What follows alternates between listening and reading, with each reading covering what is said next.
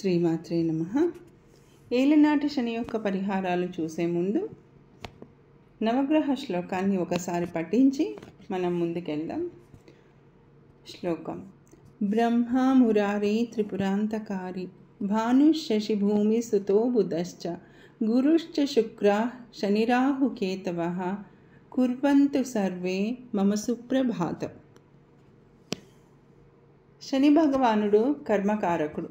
ప్రతి జీవికి కర్మ అనేది ఒకటి ఉంటుంది. ఆ కర్మను ఎగ్జిక్యూట్ చేసేది భగవానుడు. ఎవ్వరూ ఈ కర్మను తప్పించుకోలేరు. ఇది మనందరికీ తెలిసిన విషయమే. శని భగవానుడు కర్మను మనం ఎలా అనుభవించాలో సరిచేస్తాడనమాట. మన కర్మను సరిచేస్తాడు.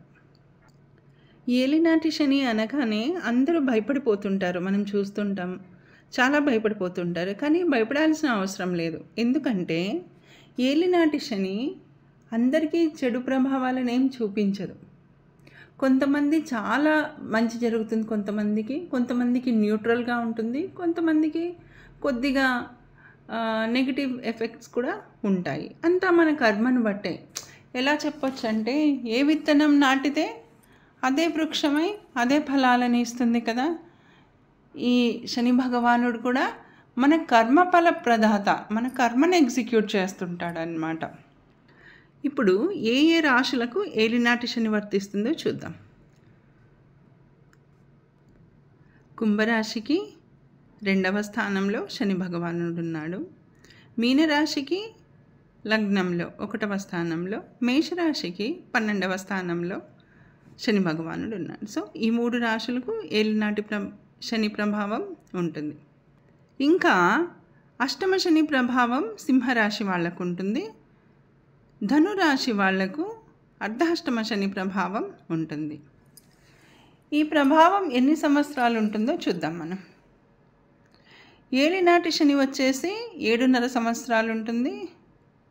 ఇంకా అష్టమ శని వచ్చేసి 2.5 సంవత్సరాలు, అర్ధాష్టమ శని కూడా 2.5 సంవత్సరాలు. ఎందుకంటే శని భగవానుడు ఒక్కొక్క ఇంట్లో 2.5 సంవత్సరాలు ఉంటాడు కాబట్టి 2.5 సంవత్సరాలు. ఇంకా ఏలినాటి శని వచ్చే వాళ్ళకు మాత్రం 7.5 సంవత్సరాలు.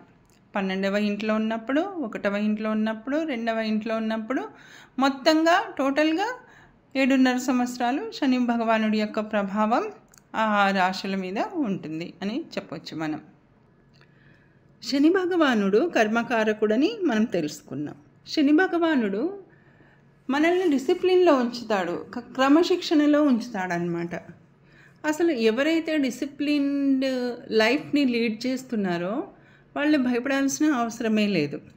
ఇంకా శని భగవానుడు హార్డ్ వర్క్ చేసే వాళ్ళంటే చాలా చాలా ఇష్టం అన్నమాట. ఆయనకు హార్డ్ వర్క్ చేసేవాళ్ళు, కష్టపడి పని చేసే తత్వం ఉన్న వాళ్లకు ఆయన బాధించడు.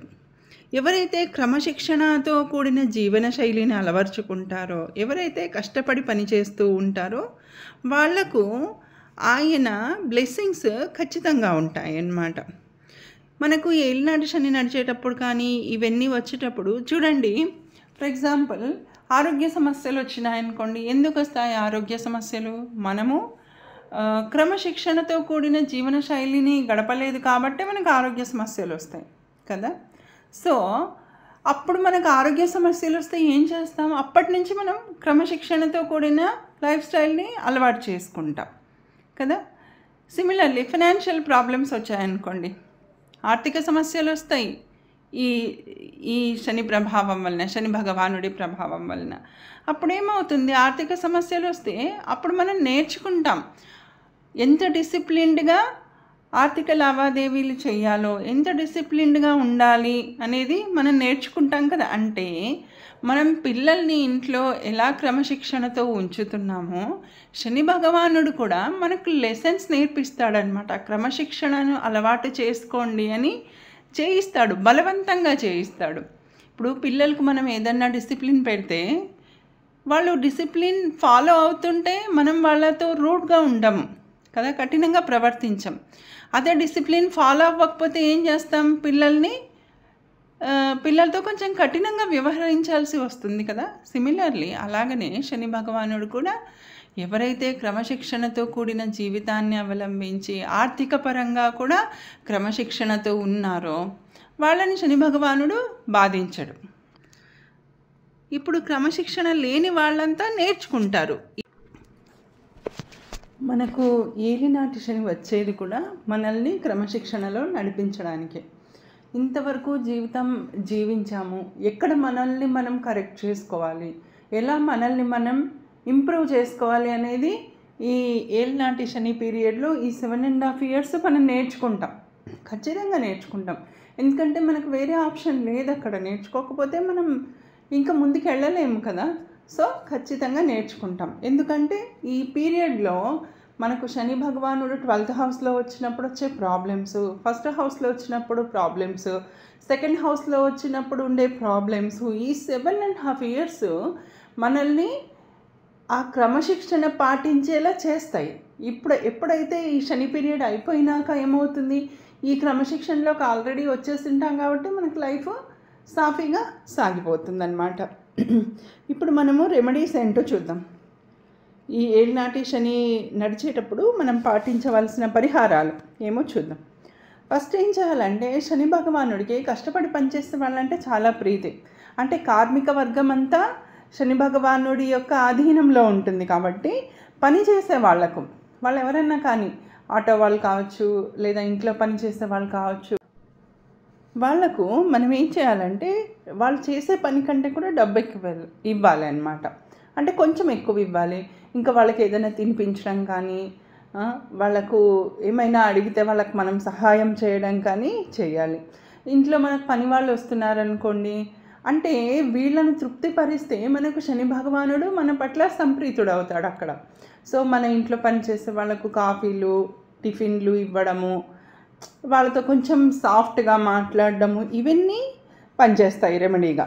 ఇంకా ఏం చెప్దామంటే, సేవ, అన్నిటికీ మించి సేవ అన్నమాట. శని భగవానుడు వృద్ధులను సూచిస్తాడు కాబట్టి వృద్ధులకు, పెద్దవాళ్లకు, ఎల్డర్స్కి రెస్పెక్ట్ ఇవ్వడం, మన ఇంట్లోనే కాదు బయట మన ఇరుగు పొరుగు వాళ్ళు కానీ, మనకు తెలిసిన వాళ్ళు కానీ, ఎవరైనా వయసులో ఉన్న వాళ్ళు ఉంటే, ముసలి వాళ్ళు అలా ఎల్డర్స్ ఉంటే వాళ్ళకు సేవ చేయడం. అట్లీస్ట్ సేవ చేయలేకపోయాము, నమస్కారం పెట్టి పలకరించవచ్చు కదా, అలా వాళ్ళతో చాలా మంచిగా ఉండాలి. కుదిరితే సేవ చేయాలి. ఇంకా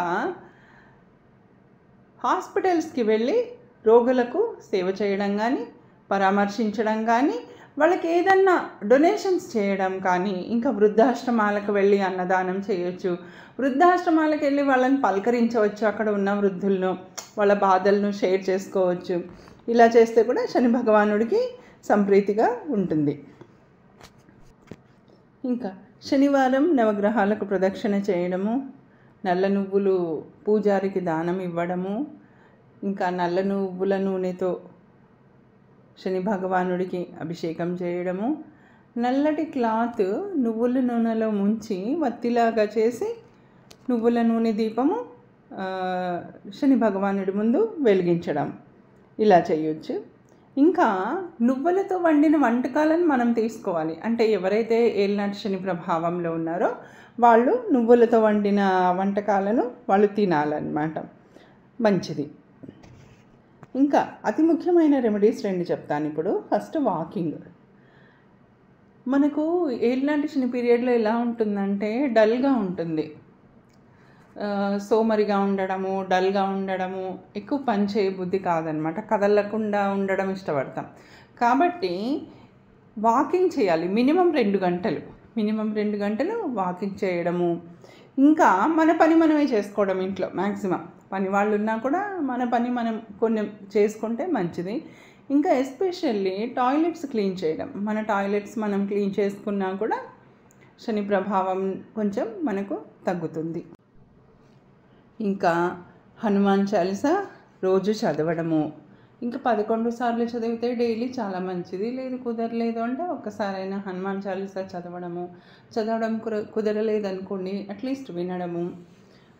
శనివారాలు ఆంజనేయ స్వామి ప్రదక్షిణలు కూడా మనకు కొంత స్వాంతన చేకూరుస్తాయి. సో మళ్ళీ ఒక్కసారి చెప్పాలనుకున్నాను, ఏలినాటి శని వచ్చింది అంటే అందరూ భయపడిపోతున్నారు.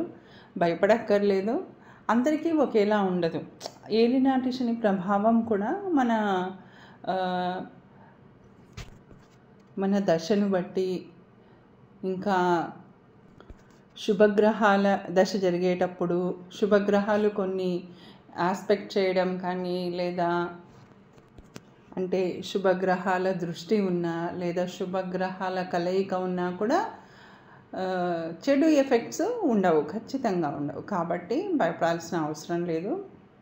సో మన దశను బట్టి, ఫర్ ఎగ్జాంపుల్ మ్యాలిఫిక్ ప్లానెట్స్ దశ నడుస్తుందంటే కొన్ని ఇబ్బందులు ఉండొచ్చు, లేదా శుభగ్రహాల దశ నడుస్తుందనుకోండి అసలు ఎలాంటి ఇంపాక్ట్ ఉండదు. ఉన్న చిన్న చిన్నవి ఏదో వస్తాయి గడిచిపోతాయి, కానీ పెద్ద ఇంపాక్ట్ ఏమీ ఉండదు. సో దీన్ని పాటిస్తూ, ఇందులో చెప్పిన కొన్ని పరిహారాలను పాటిస్తూ భగవంతుడికి శరణుజొచ్చి ఈ ఏలినాటి శని నడిచిన ఈ 7.5 సంవత్సరాలు కొంచెం జాగ్రత్తగా ఉంటే సరిపోతుంది. శ్రీమాత్రే నమః.